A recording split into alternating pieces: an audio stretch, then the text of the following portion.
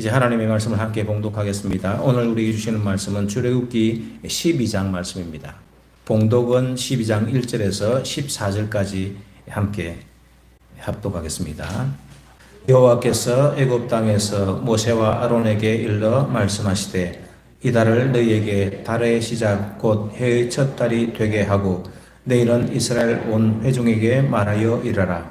이 달 열흘에 너희 각자가 어린 양을 취할지니 각 가족대로 그 식구를 위하여 어린 양을 취하되 그 어린 양에 대하여 식구가 너무 적으면 그 집의 이웃과 함께 사람 수를 따라서 하나를 각 사람이 먹을 수 있는 분량에 따라서 너희 어린 양을 계산할 것이며 너희 어린 양은 흠없고 1년 된 수컷으로 하되 양이나 염소 중에서 취하고 이달 연나흘날까지 간직하였다가 해질 때에 이스라엘 회중이 그 양을 잡고 그 피를 양을 먹을 집 좌우 문설주와 임방에 바르고 그 밤에 그 고기를 불에 구워 무교병과 쓴 나물과 아울러 먹되 날 것으로나 물에 삶아서 먹지 말고 머리와 다리와 내장을 다 불에 구워 먹고 아침까지 남겨두지 말며 아침까지 남은 것은 곧 불사르라. 너희는 그것을 이렇게 먹을지니 허리에 띠를 띠고 발에 신을 신고 손에 지팡이를 잡고 급히 먹으라. 이것이 여호와의 유월절이니라. 애굽 땅에 두루 다니며 사람이나 짐승을 막론하고 애굽 땅에 있는 모든 처음 난 것을 다 치고 애굽의 모든 씨를 내가 심판하리라. 나는 여호와라. 내가 애굽 땅을 칠 때에 그 피가 너희가 사는 집에 있어서 너희를 위하여 표적이 될지라. 내가 피를 볼 때에 너희를 넘어가리니 재앙이 너희에게 내려 멸하지 아니하리라. 너희는 이날을 기념하여 여호와의 절기를 삼아 영원한 길로 대대로 지킬지니라. 아멘. 만왕의 왕이신 하나님이라는 제목으로 목사님 말씀 선포하시겠습니다.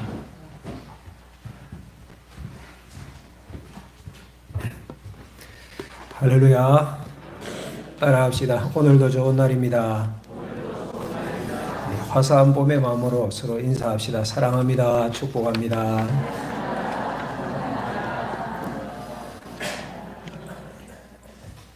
지난주일의 설교 제목은 모세를 부르신 하나님이었습니다. 히브리인들의 고통이 심하였고 하나님께 부르짖으니 상달되어서 하나님께서 모세를 부르셔서 당신의 백성을 가나안 땅으로 인도해야 되겠다 사명을 주셨죠. 하나님께 부름을 받았던 모세가 애굽 왕 바로에게 가서 하나님의 명이다. 이스라엘 백성들을 보내라고 하나님의 뜻을 전달하지만 바로가 극렬하게 저항을 합니다. 그렇지만 결국은 하나님의 뜻대로 당신의 백성이 출애굽하고 가나안으로 가게 된다. 이것이 출애굽기 4장에서 12장 내용까지의 말씀인데 오늘 이 말씀으로 하나님은 어떤 분이신지 또 우리 성도들은 어떻게 살아야 할까를 생각해 보려고 합니다. 먼저 생각할 것은 세상 나라를 심판하시는 하나님입니다. 세상 나라를 어떻게 한다고요? 그러나 무작정 심판하시는 것은 아니에요. 악한 나라와 악한 왕을 심판하신다는 내용입니다. 하나님의 뜻을 전달하는 모세의 요구를 애굽 왕 바로가 들었잖아요. 바로가 처음에는 비웃었습니다. 아니 여호와가 누구간데 내가 그 소리 듣고 이스라엘 백성들을 내보내겠느냐 비웃었습니다. 그리고 이스라엘 백성들에게 더 힘든 노동을 시키죠. 이 사람들이 편안하니까 이런 요구를 하는구나. 그래서 집도 주지 않고 벽돌을 더 만들고 성을 쌓으라고 명하게 됩니다. 이 모습을 보면서 하나님께서 이제 내가 하는 일을 너희에게 보내리라 하시며 그 유명한 10가지 재앙이 애굽 땅에 임하죠. 그 첫 번째 재앙은 나일 강물이 피로 변하는 것이었습니다. 그러니까 얼마나 힘들었겠습니까? 식수를 구할 수도 없고. 두 번째 재앙은 개구리 재앙이었습니다. 온 애굽 땅에 개구리가 창궐하는데 밥 먹으려는데도 개구리가 툭 튀어나오고 길을 가는데도 개구리가 화장실에서도 개구리가 튀어나오고 뭐 발이 미끈한데 보면 발 밑에 개구리가 있고 이거 뭐 깨굴깨굴하고 정말로 힘들었을 것입니다. 세 번째 재앙은 땅의 모든 티끌이 이로 변하였습니다. 네 번째 재앙은 파리 재앙이었죠. 온 땅에 파리가 그냥 가득하였고 다섯 번째 재앙은 돌림병이 돌아서 가축이 죽는 재앙이었습니다. 말도 죽고 나귀도 낙타도 소도 양도 죽었습니다. 여섯 번째 재앙은 악성 종기죠. 사람에게, 짐승에게도 종기가 스며들어서 참 고통스러운 재앙이 애굽 온 땅에 임한 것입니다. 일곱 번째 재앙은 우박 재앙인데 그냥 일반적인 우박이 아니라 불덩이가 섞인 맹렬한 우박으로 표현이 됩니다. 그러니 참 두렵고 힘들었을 거예요. 여덟 번째는 메뚜기가 온 땅을 덮는 재앙이었습니다. 아홉 번째는 흑암이 애굽의 온 땅을 뒤덮어서 깜깜한 밤 같은 그런 세상이 되어버렸지요. 마지막 열 번째 재앙은 처음 난 것들, 그 땅에 처음 난 것들의 죽음입니다. 사람의 장자, 모든 짐승의 초태생이 죽음을 당하였습니다. 제가 짧게 말씀드렸지만은 한 가지 한 가지를 우리가 상세하게 살펴본다면 모두가 상상하기 힘든 재앙입니다. 우리는 한두 가지의 재앙만으로도 이렇게 나라가, 인류가 온갖 어려움 가운데서 고통을 호소하는데 10가지 재앙이 연이어서 임하였다. 상상할 수 없는 어려운 재앙들이었지요. 그런데 10가지 재앙을 살펴보면 처음에 2가지 재앙까지는 애굽의 요술사들도 흉내를 냅니다. 물이 피로 변하였고 또 개구리 재앙이 있잖아요. 이거는 애굽의 요술사들도 흉내를 내요. 단견적으로 말입니다. 그런데 그 다음부터는 감히 따라하지 못해요. 그리고 네 번째 재앙부터 보면 하나님께서 이스라엘 백성과 애굽 백성을 정확하게 구별해 내십니다. 그러니까 같은 재앙이 그 이집트 땅에 떨어지는데도 애굽 백성들에게만 재앙이 내렸던 네 번째 이유는 다 그렇게 되어져요. 구별이죠. 구별. 그러니까 이 10가지 재앙은 자연재해가 아닙니다. 어떤 인간 능력자들이 장난친 것도 아닙니다. 뭐예요? 하나님께서 애굽의 신들을 치시고 악한 애굽과 애굽 왕을 치신 의로운 심판, 공의로운 심판이었다는 사실입니다. 오늘 읽었던 12절 말씀 보시기 바랍니다. 12절 시작. 내가 그 밤에 애굽 땅에 두루다니며 사람이나 짐승을 막론하고 애굽 땅에 있는 모든 처음 난 것을 다 치고 애굽의 모든 신을 내가 심판하리라. 나는 여호와라. 애굽 땅에 있는 모든 것을 치고 애굽의 모든 신들을 내가 심판하리라. 뭐 하신다고요? 심판하리라. 여러분 10가지 재앙 가운데 다 보십시오. 나일강이라든지 태양, 바로의 장자, 심판에 사용했던 이 도구들이 애굽 사람들이 평소에 신으로 섬겼던 것입니다. 이것들이 자기의 건강을 지켜주고 곡식을 지켜주고 생명을 지켜줄 것이라고 믿었던 신들인데 하나님의 심판 앞에서는 아무 쓸모가 없었던 거예요. 사랑하는 여러분, 애굽과 바로는 하나님 백성을 대적하는 세상 나라를 상징합니다. 하나님은 악한 나라와 악한 왕을 심판하십니다. 결국은 10번째 재앙을 맞은 후에 그렇게 반항하던 바로가 두 손 들고 항복하지요. 그리고 이스라엘 백성을 내보내게 되잖아요. 여러분, 하나님은 만왕의 왕이심을 믿으시기를 축복합니다. 온 세상의 주인이세요. 우리가 눈으로 볼 때는 세상 나라, 세상 왕들이 강하게 보이지요. 거대하게 보이지요. 그러나 하나님은 그 어떤 나라보다 강하시고 그 어떤 제국보다 위대하시고 그 어떤 왕도 다스리는 분이 바로 하나님이십니다. 이집트가 그 당시 근동 지역에서 최고의 강대국 아닙니까? 많은 나라를 다스리고 풍요한 물질이 있었고 화려한 권세를 누린 나라입니다. 그러나 하나님은 그 어떤 권세와 나라보다도 위대하시고 강하신 분이세요. 그래서 하나님을 대적하던 세상 나라와 왕은 다 심판받습니다. 애굽만 그랬습니까? 바벨론 제국이 심판받았고 아수르 제국이 심판받았습니다. 그게 그때뿐입니까? 건세기에 와서 제국주의 일본도 또 독일의 나치주의도 다 심판받았잖아요. 공산주의가 횡행할 때에 얼마나 두려웠습니까? 그러나 일정한 시기가 지나서 결국은 공산주의도 무너지는 것을 보았습니다. 이것이 성경이 우리에게 가르치는 교훈이고 우리가 보는 역사의 진실입니다. 사랑하는 여러분, 오늘도 하나님의 교회와 백성을 대적하는 세상 세력들이 있습니다. 그래서 우리가 신앙생활할 때 어려울 수도 있고 이해하지 못하는 혼돈 가운데 빠질 수도 있지만은 반드시 하나님의 심판은 있다는 사실을 기억하시기를 축복합니다. 오늘 우리가 살아가는 이 땅에도 좋은 분들이 많지만은 거짓되이 사람들을 미혹하는 세상 또 지도자들이 있지 않습니까? 그래서 국민들이 당황해하고 답답해하게 합니다. 우리 성도들은 잘 잘 분별하세요. 악의 가르텔이 무엇인지 잘 분별하여서 하나님의 선을 찾고 그 길을 따라가야 돼요. 그리고 절대 세상 악으로 인하여서 낙심하지는 마십시오. 반드시 기억하십시오. 하나님께서 심판하신다. 마지막 때가 되면 하나님의 공의로우신 심판, 선과 악을 하나님께서 구별해 내실 것이다.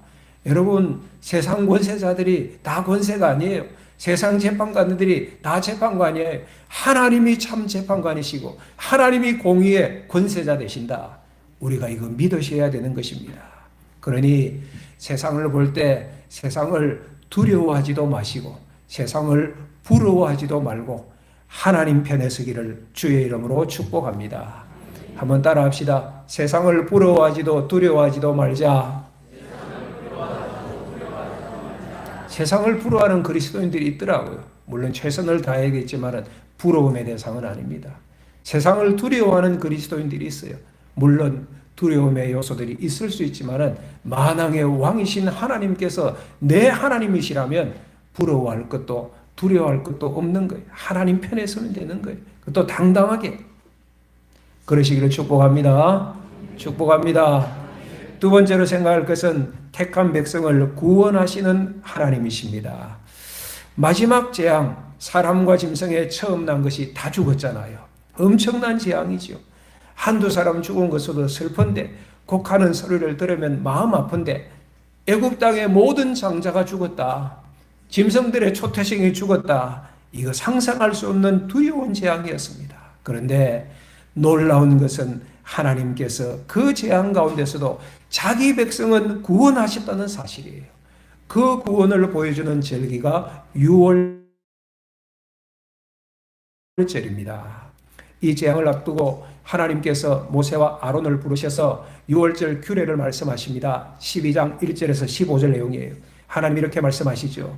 이 달을 해의 첫 달로 삼아라. 이 달을 그 해의 첫 달로 삼아라. 그리고 14일 해질적에 각 가족대로 흠없는 어린 양을 잡아서 그 피를 그의 집에 문설주와 임방에 바르거라. 그리고 잡은 고기는 너희들이 집안에서 함께 식구들이 먹으라. 그 밤에 애굽 땅의 사람과 짐승에 처음 난 것을 내가 다 심판할 것인데 문에 그 피가 있는 집은 그 피를 보고 넘어가리라. 이것이 하나님께서 주셨던 유월절 규례였습니다. 13절 보실까요? 13절 시작. 내가 애굽 땅을 칠 때에 그 피가 너희가 사는 집에 있어서 너희를 위하여 표적이 될지라. 내가 피를 볼 때에 너희를 넘어가리니 재앙이 너희에게 내려 멸하지 아니하리라. 할렐루야. 그래서 유월절이에요. 넘을 유, 넘을 월, 유월절 그렇게 되는 거예요. 넘어가신다. 29절 이하에 보면 실제로 그 일이 이루어졌습니다. 그 밤에 애굽 백성들에게는 죽음과 두려움과 공포와 저주의 밤이었겠지만 하나님의 백성에게는 생명과 구원과 승리의 밤이 된 것이에요. 사랑하는 여러분, 이스라엘 백성이 이와 같이 놀라운 구원을 얻은 것은 그들이 의롭기 때문이 아닙니다. 애굽 백성들보다 더 선하게 살았기 때문이 아닙니다. 뭐예요? 하나님께서 명하신 어린 양의 피 때문입니다. 그 피가 하나님 백성의 표가 되어서 죽음에서 구원받은 거예요. 그런데 그날만 그랬느냐? 아니에요. 그날만 그런 건 아니에요. 10가지 재앙을 제가 간단히 말씀드렸잖아요. 네 번째 재앙부터는 이스라엘 백성과 애굽 백성을 하나님께서 구별하셨다고 그랬잖아요. 네 번째 재앙을 보면 파리 재앙 아닙니까? 애굽 백성의 집과 땅에는 파리가 가득했는데 출애굽기 8장 22절 말씀, 내 백성이 거주하는 고센 땅을 구별하여 그곳에는 파리가 없게 하리니 이로 말미암아 내가 여호와인 줄을 알게 될 것이라. 내 백성이 사는 그 땅은 어떻게 구별하여. 다섯 번째 재앙, 가축의 죽음 재앙 아닙니까? 그때도 그러하셨습니다. 9장 4절 말씀, 여호와가 이스라엘의 가축과 애굽의 가축을 구별하리니 이스라엘에 속한 것은 하나도 죽지 아니하니라. 우박 재앙 때도 그랬어요. 메뚜기 재앙도, 흑암 재앙 때도 애굽 백성에게만 그 재앙이 임하였어요. 캄캄한 흑암이 임하였는데 하나님의 백성 이스라엘에 따른 고생 땅에는 환히 밝았어요. 사랑하는 여러분, 우리에게 주는 교훈이 뭐예요? 하나님은 자기 백성을 보호하시고 반드시 구원하신다. 믿으시기를 축복합니다. 그러니 하나님이 만왕의 왕이시죠. 만주의 주가 되시는 것이죠. 전능하신 하나님이신 거예요. 사랑하는 여러분, 이 하나님이 나의 하나님이시라면 우리는 두려워할 것 없습니다. 세상 권세 두려워하지 마십시오. 그 위에 만왕의 왕이신 하나님이 나의 왕 되십니다. 세상의 심판이 임하여도 두려워할 것 없습니다. 그 가운데서도 우리를 구별하여 구원하실 것이기에 심판도 두려워할 것 없습니다. 여러분의 연약함이 있습니까? 그것도 두려워할 것 없어요. 나는 연약하여 내 손을 붙드시는 하나님은 전능하시니까. 모든 인생은 상처와 열등감이 있습니다. 가면으로 땅이 포장해 보려고 하지만은 그 마음 내면의 두려움은 숨길 수 없잖아요. 여러분에게도 이 두려움이 있잖아요. 모세도 젊은 날의 실패로 트라우마가 있었습니다. 40년이 지난 다음 하나님께서 호렙산에서 모세를 사명자로 부르셨지만은 처음에 모세는 주저하였습니다. 바로 앞에 서는 것이 두려웠습니다.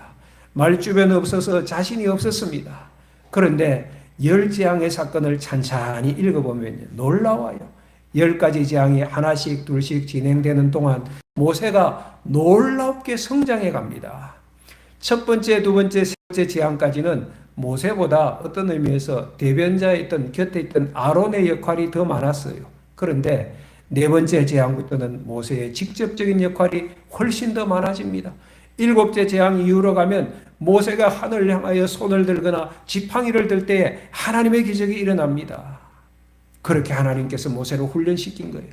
또 모세가 두려웠던 것이 뭐예요? 말 주변이 없습니다. 저는 말을 잘 못합니다. 두려워했는데 그 당시 최고의 강국이었던 이집트의 왕 바로 앞에 섰을 때 얼마나 두려웠겠습니까? 그런데 계속되는 바로와의 협상을 보면 가면 갈수록 모세가 전혀 밀리지 않고 점점 단호하고 강력하게 하나님의 뜻을 바로에게 전달하는 모습을 봅니다. 이게 뭡니까? 처음에는 두려울 수 있지만 하나님을 경험한 것이죠.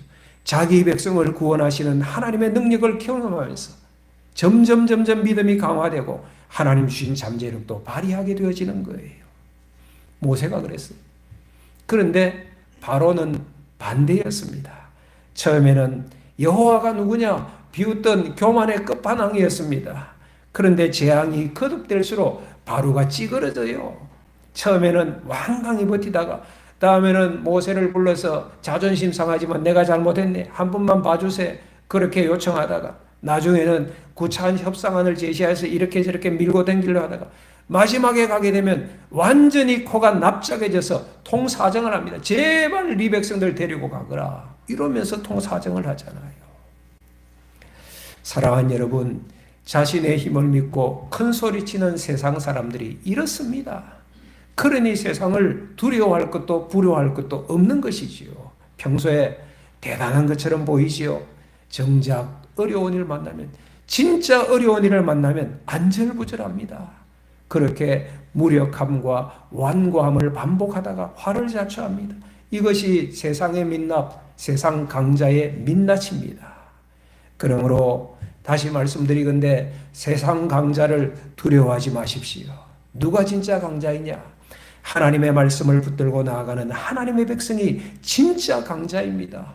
비록 사람들 눈에 보기에는 약해 보여도 하나님 안에 거하는 하나님의 백성, 하나님의 말씀 붙들고 살아가는 사람이 진짜 강자입니다. 믿으시기를 축복합니다. 결국은 그들이 승리자가 되어 하나님의 뜻을 이루잖아요. 아브라함을 통하여 이루는 것을 이미 보았습니다. 요셉을 통하여서 그 일을 보았고 지금 모세를 통하여서도 확인하고 있지 않습니까? 한번 따라합시다. 하나님의 백성이 진짜 강자이다. 그럼 누가 강자예요? 여러분이. 예배드리는 여러분이. 하나님 사랑하는 여러분이 진짜 강자예요. 내가 강자예요.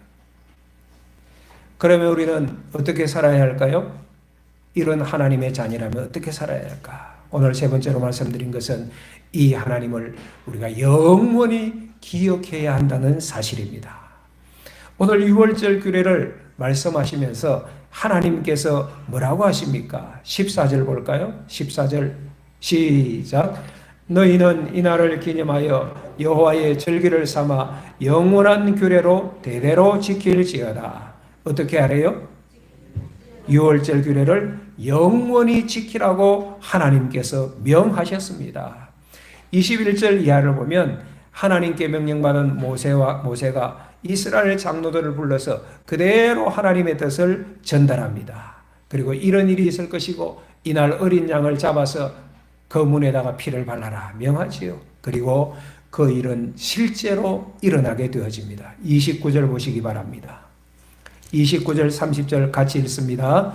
밤중에 여호와께서 애굽 땅에서 모든 처음 난 것 곧 왕위에 앉은 바로의 장자로부터 옥에 갇힌 사람의 장자까지와 가축에 처음 난 것을 다 치심해 그 밤에 바로와 그 모든 신하와 모든 애굽 사람이 일어나고 애굽에 큰 부르짖음이 있었으니 이는 그 나라에 죽임을 당하지 아니한 집이 하나도 없음이었음이더라. 아멘. 실제로 일어나잖아요. 얼마나 두렵고 큰 슬픔이 애굽 땅에 임하였을까요? 이에 바로가 그 밤에 워낙 다급하니까 밤에 모세와 아론을 불러서 제발 떠나라고 합니다. 급히 떠나라고 합니다. 너희들이 말한 대로 다 해줄 테니까 속히 떠나라고 합니다. 이스라엘 백성들이 구하는 대로 은금, 폐물, 그리고 의복까지 다 주면서 이스라엘을 보내게 됩니다. 여러분, 그렇게 해서 이스라엘이 출애굽을 합니다. 이집트로 이주한 지 430년 만의 말입니다. 430년 전에 야곱의 가족 70명이 애굽 땅으로 이주했는데 나올 때는 오늘 말씀에 보면 장정만 60만 명이요 수많은 잡족이 함께하였고 양과 소와 심히 많은 가축을 이끌고 출애굽하게 되어집니다. 41절 볼까요? 41절 42절 시작.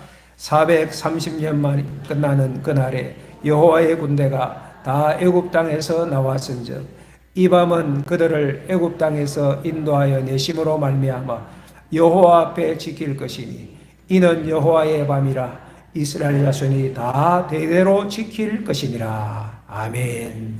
430년이 지나 나올 때에 이스라엘은 군대가 되어서 애굽 땅을 나왔습니다. 42절에 뭐라고 합니까? 이날은 여호와의 날이니 이스라엘 자손이 이 날을 어떻게 하라고? 대대로 지키라. 6월절을 대대로 지켜가면서 구원의 하나님을 기억하고 구원의 하나님께 감사 찬양하고 그리고 항상 하나님의 뜻 안에서 살아가라는 하나님의 명령입니다. 사랑하는 여러분, 이 6월절 어린 양의 피는 이후에 구약 제사제도의 원형이 됩니다. 모든 제사에 하나님께 드려지는 제물과 그 피를 들여서 하나님께 제사 드렸습니다. 그리고 이 6월절은 나아가서 예수 그리스도 안에서 완성이 되어집니다. 첫 6월절은 그때 있었지만 이 6월절의 완성은 예수 그리스도께서 십자가에서 이루신 거예요. 2000년 전에 예수님이 세상 죄를 지고 가는 하나님의 어린 양으로 십자가에서 피 흘리고 죽으셨어요. 첫 6월절 때 어떻게 되었습니까? 어린 양의 피를 보고 죽음이 넘어간 것처럼 이제는 예수 그리스도를 믿는 자는 예수 그리스도께서 십자가에서 흘리셨던 그 피 때문에 피가 믿음의 표가 되어서 죄 사함을 받고 구원 얻게 하시는 거예요. 이 구원을 저와 여러분들이 얻은 줄 믿습니다. 이것이 하나님께서 우리에게 제시한 유일한 구원의 방법이에요. 그럼 어떻게 해야 될까요? 구약 이스라엘 백성이 이 6월절을 지켜나갔다면 오늘 신약의 백성들은 어떻게 살아야 할까요?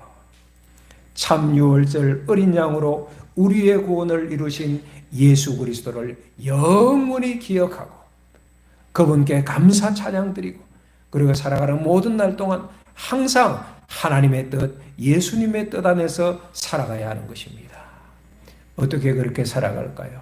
오늘 세 가지로 말씀을 드리겠습니다. 첫째는 예배로 하나님을 기억하는 것입니다.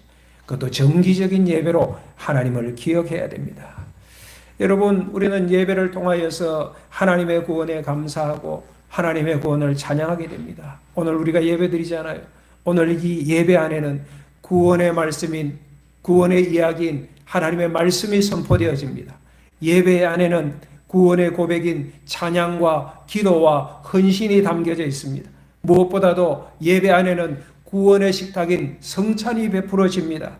그래서 예배가 중요해요. 아니, 우리 신앙생활에 가장 중요합니다. 하나님께서 유월절 명하시면서 뭐라고 하셨어요? 유월절, 그것을 그 해의 첫 달로 시작으로 삼으라 하셨잖아요. 그래서 유월절이 있는 달이 이스라엘의 첫 번째 달이 되는 거예요. 무슨 의미입니까?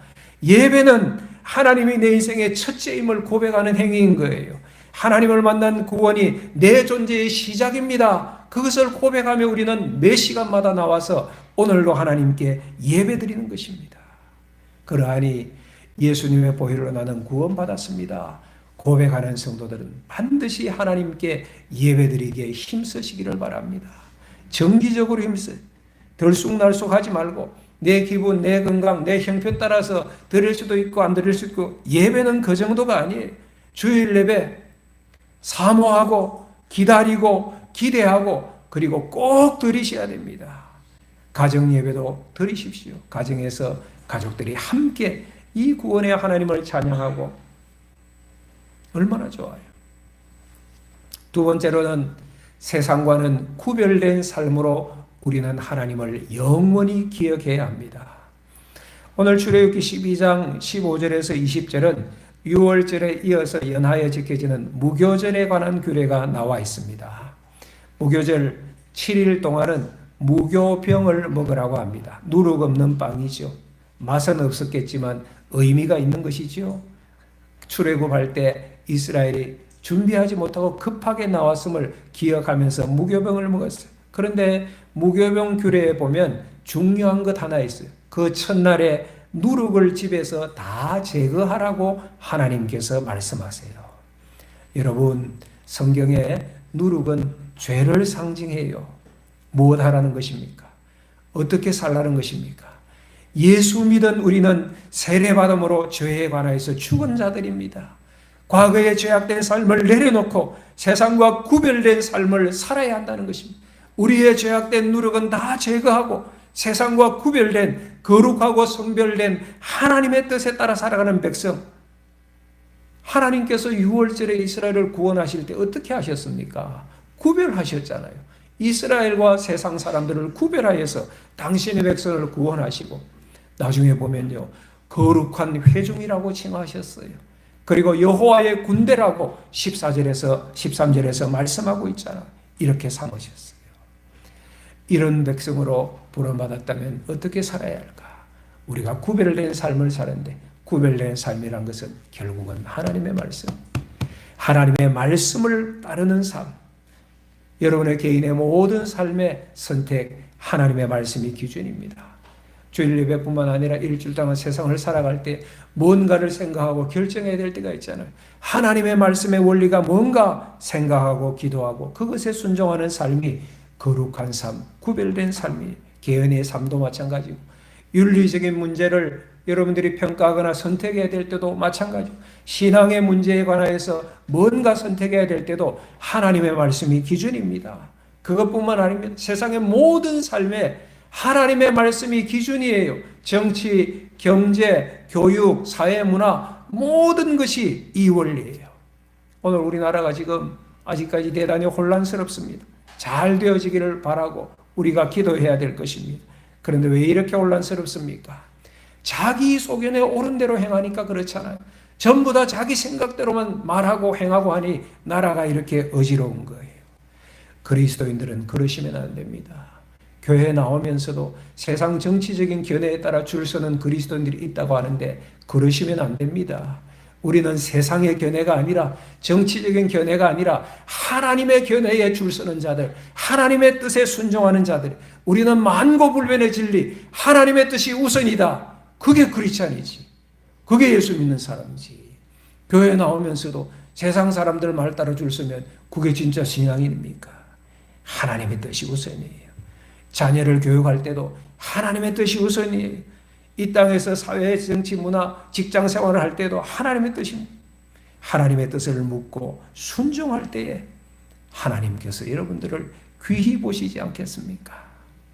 구별된 삶으로 우리는 하나님을 영원히 기억하는 것. 세 번째로는 복음을 전함으로 하나님을 영원히 기억하십시다. 25절에서 27절에 보면 유월절에 관한 이야기 하시면서 유월절 즐길 때 식사를 자녀들과 가족들과 나누면서 자녀들이 아버지 이 예식의 의미가 뭡니까? 묻거든 하나님의 구원을 가르치라고 명하고 있습니다. 여러분 유대인들에게 유월절 식사는 구원 이야기의 전성의 자리일 것입니다. 함께 자녀들과 식사를 나눌 때 그 유월절 식사를 통하여서 하나님이 누구신지 우리 선조들이 어떻게 구원받았는지를 반복적으로 매년 들으면서 하나님 백성의 정체성을 확립하고 하나님께 올바로 예배하는 자세를 가지고 고난이 있어도 이런 하나님이시라면 구원의 하나님이시라면 반드시 우리 민족을 우리 가정을 내 인생을 책임질 거야. 고난을 이길 힘을 얻을 거야. 되어지는 자리가 그 유월절 식사 자리 아니었습니까? 신앙이 개성되고 믿음이 복음이 개성되는 위대한 자리인 것입니다. 사랑하는 여러분 가정에서 가족들에게 하나님의 구원을 가르치십시오. 특별히 자녀들이 있습니까? 자녀들에게 하나님의 구원을 가르치십시오. 가정예배 꼭 드리세요. 그래서 가정예배가 중요해요. 우리 가정예배 금년에 강조하고 난 뒤에 지금 주간 보고 보니 한 50번까지 이렇게 올랐는데 더 올라가야 될 것 같아요. 한 70번, 100번 정도로 올라가셔야 될 것 같아요. 가정에서 일이 있어야 돼요. 우리 부모님들이 자녀들과 함께 예배하고 가족들이 함께 예배하면서 예수 그리스도의 십자가와 부활의 진리를 가르치십시오. 다시 오실 주님을 가르치셔야 돼요. 그래야지 여러분의 자녀들이 이 세상만 바라보지 않고 주님이 반드시 다시 오신대. 주님이 다시 오셔서 심판하시고 구원하신대. 그 생각, 그 신앙을 가지고 하나님 앞에서 자녀들이, 가족들이 바로 살아갈 것 아닙니까? 예배를 통하여서, 가정 예배를 통하여서 예수님 사랑을 가르치시고, 가정 예배를 통하여 교회 사랑을 가르치셔야 돼요. 오늘 이 혼란한 세상에서 교회 떠나서 제대로 신앙생활 할 수 있겠습니까? 교회를 통하여서 예수님 안에서 구원 얻는 이 진리에서 여러분 가족이 벗어나지 않도록 해야 하는 것입니다. 가족과 함께 예배하시고 나아가서 우리 교회로 오시면 우리 교회 모든 지체들이 다 가족 아닙니까? 우리 교회의 다음 세대들이 우리의 자녀들 아닙니까? 교회의 다음 세대들에게 복음을 전하셔야 돼요. 그들을 위하여 기도하고 격려하고 후원하고 맛있는 것도 사주고, 그래서 신평교회 안에 들어와 있는 다음 세대는 절대로 이 구원의 틀에서 벗어나지 아니하고 하나님의 백성으로 살아갈 수 있도록 우리가 함께 그들에게 가르치고, 이것이 우리에게 주어진 사명이에요. 더 나아가서 복음을 전하, 이웃에게 복음을 전하면서 하나님 나라를 전하는 것이에요. 오늘 이 유월절 규례를 보니 어린 양을 잡는데요, 가족의 수만큼 어린 양을 잡으래요. 가족의 수에 맞게 어린 양을 잡는데 가족의 수가 너무 적으면 이웃과 함께하여서 양 한 마리를 잡았던 것 같아요. 여러분, 복음이 그런 것입니다. 우리 가정에서 복음이 살아야 돼요. 이 복음이 이웃에게 흘러가야 되잖아요. 우리를 통하여서 복음의 통로, 축복의 통로로 하나님께서 사용하시기 원하시는 거예요. 하나님의 생명의 복음을 전할 때 우리가 하나님을 영원히 기억하는 것이죠. 5월 11일은 무슨 날이죠? 5월 11일? 예, 한번 따라 합시다. 고야비 초청 예배. 여기 그래서 플랜카드를 잘 붙여놨어요. 전참시 어디서 좀 들어본 것 같지요? 우리 교회 세련된 교회예요. 전도 모두 참여하는 시간. 자, 같이 해봅시다. 시작. 전도 모두 참여하는 시간. 한 번 더 크게 해봅시다. 시작. 이번 기회를 통하여서 평소 전도 못하실 분들도 결과는 하나님께 맡기시고 복음 전하는 일은 할 수 있잖아요. 신평교회 소개하는 일을 할 수 있잖아요. 모두가 구원의 복음을 전하는 기회로 삼으시기를 예수님의 이름으로 축복합니다. 신평교회와 성도들과 여러분의 가정을 통하여서 이 하나님, 구원의 하나님이 영원히 기억되고 영원히 찬양받으시고 영원히 영광 받으시기를 주 예수 그리스도의 이름으로 축복합니다. 축복합니다. 우리 찬양하고 길을 당기고